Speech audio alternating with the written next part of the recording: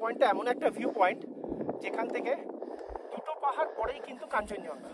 एक ही दिन में पैदल कांचनजंगा चला जाऊंगा। इतना सामने साइड में नेपाल सर। नेपाल, अच्छा नेपाल है, सिक्किम है और वेस्ट बेंगल है। 3 सीमाना सर। নামতে কতক্ষণ সময় লাগলো? ঠিক এই ভিডিওটা আনকাট দেব। এই চলে আসলাম, ওই ওপরটা থেকে নেমেছি। ফালুট এসে পৌঁছেছি।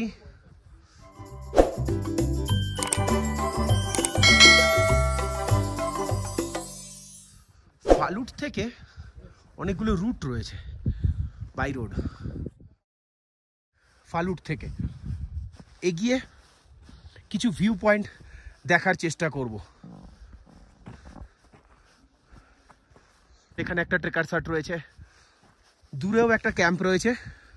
এইখান থেকে সরু রাস্তা রয়েছে, এই রাস্তা দিয়ে হেঁটে আমরা ওই ট্রেকার সাইট যাব, তারপরে ওখান থেকে একটু ওপর দিকে উঠে দেখার চেষ্টা করব যে ভিউ পয়েন্ট। কেন তবে একটা খারাপ লাগছে, আপনাদের এখান থেকে কোনো কিছুই দেখাতে পারছি না,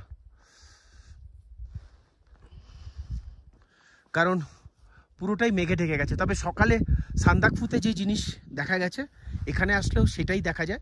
সান্দাকফু থেকে যেটা দেখা যায় সেটা হলো আই লাইনে, এখান থেকে দাঁড়ালে একটুখানি মাথা উঁচু করে দেখতে। তবে দুটোর ভিউ কিন্তু খুবই ভালো। ফালুট ভ্যালি।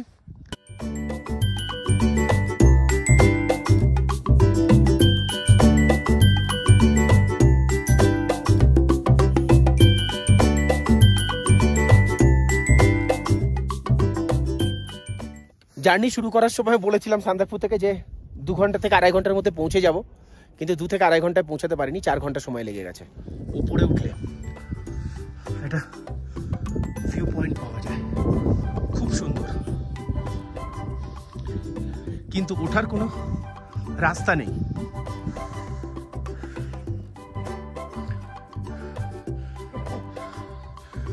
অনেকটা খাড়াই।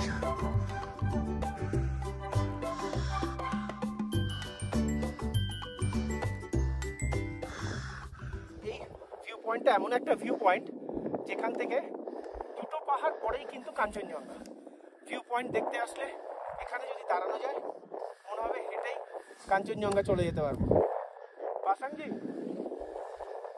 2 पहाड़ के बाद कांचनजंगा 360 व्यू मिलेगा। हाँ, सुबह सनसेट देखने के लिए यहाँ से अच्छा कहीं से भी नहीं दिखेगा। 360 से अच्छा कहीं नहीं मिलता है।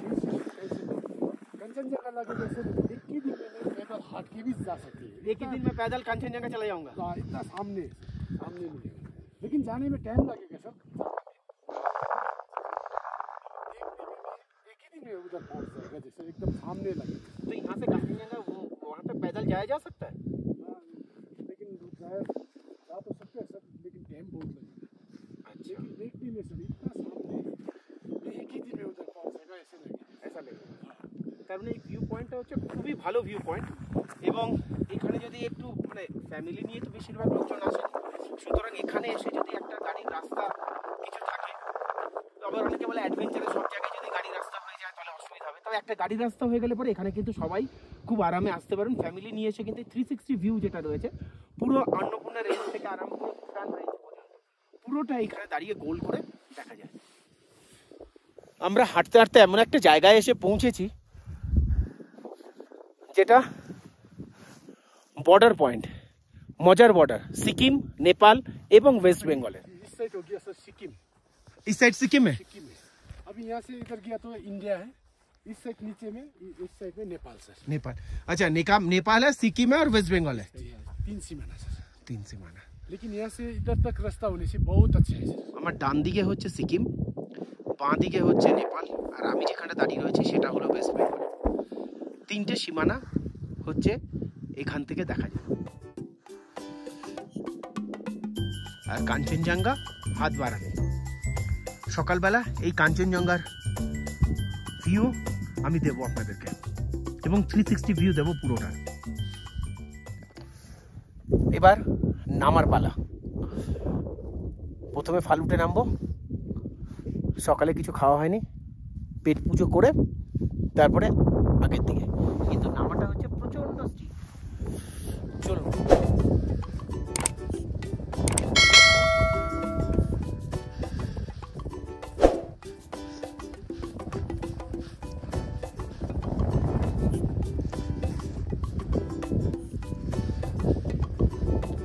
यहाँ पे तो फिर इलेक्ट्रिसिटी नहीं है, सांदाकफू में तो इलेक्ट्रिसिटी है ना, तो यहाँ पे क्या वो जो ये सोलर लाइट।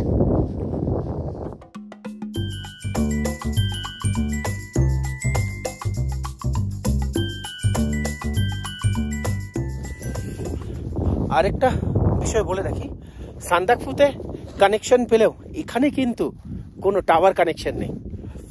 একমাত্র নেপালের একটা কোনো কানেকশন পাওয়া যায়, মাঝে মধ্যে ধরে, কিন্তু এখানে অন্য কোনো কানেকশন ফালুটে কিন্তু একদমই পাওয়া যায় না। সুতরাং ফালুটে এসে থাকলে পরে কিন্তু একটা দিন ফোনের কোনো ঘন্টি কিন্তু শুনতে পাবেন না। ওই হচ্ছে আমাদের হোটেল, যেখানে খাবারের অর্ডার দেওয়া হয়েছে এবং যেখানে থাকবো ট্রেকার্স হাটে, তো ওখানেই ব্যবস্থা করা হয়েছে। চলে যাই, আস্তে আস্তে নামতে হবে, হুড় করে নেমে চলে যাওয়া যাবে। নামার জার্নিটা কিন্তু এখান থেকে একদম স্লোপ রয়েছে, সেটা আপনাদের সঙ্গে নিয়ে নামবো, দেখি কত তাড়াতাড়ি নামতে পারি। ওই হচ্ছে আমাদের হোটেল, ট্রেকার্স হাট কাম হোটেল।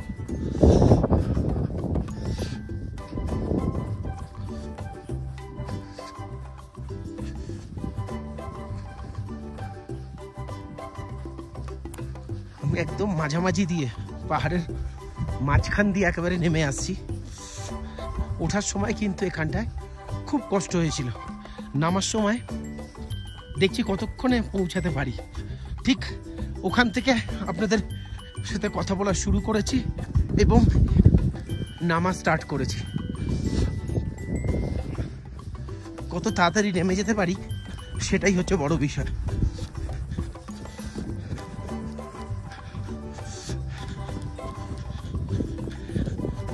নামার সময় একটুখানি যদি পায়ের ব্যালেন্স ডিসব্যালেন্স হয় তাহলেই কিন্তু একেবারে সোজা নিচে। আমি কিন্তু লাঠিও নিইনি হাতে। এবারে ট্রেকে কিন্তু একটা বড় বিষয়, আমি উইদাউট স্টিক হাঁটলাম পুরোটা, এবং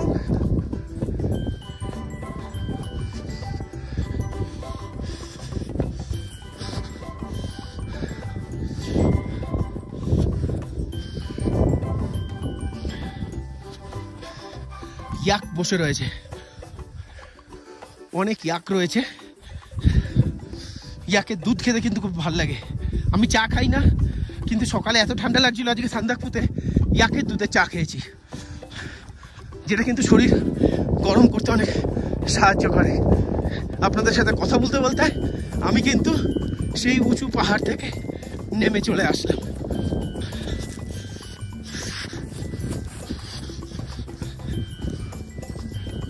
উঠতে সময় লেগেছিল প্রায় 25 মিনিট মতন, আর নামতে কতক্ষণ সময় লাগলো ঠিক এই ভিডিওটা আনকাট দেব। এই চলে আসলাম পুরো ট্রেকার্স হাটের কাছে, যেখানটায় থাকবো আমরা।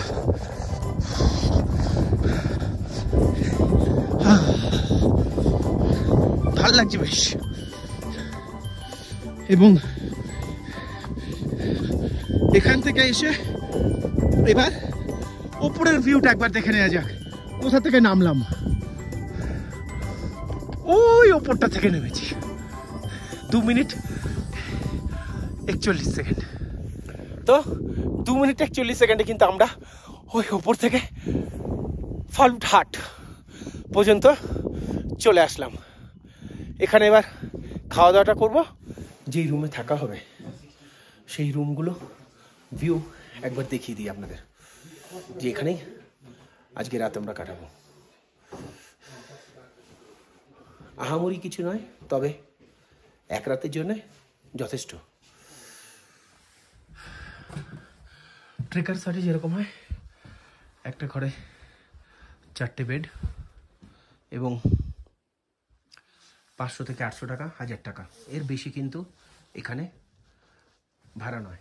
অ্যাটলিস্ট মোবাইলটা একটু চার্জে বসিয়ে দিই, কারণ মোবাইলটা চার্জে বসানো থাকলে পরে আমার আজকে রাত্রের কিছু ভিডিও এবং সব থেকে বড় বিষয় কালকে সকালের যে ভিডিওটা দেখাবো বলেছি আপনাদের, যে ছবি দেখাবো, সেটা তুলতে আমার অনেকটাই সাহায্য করবে।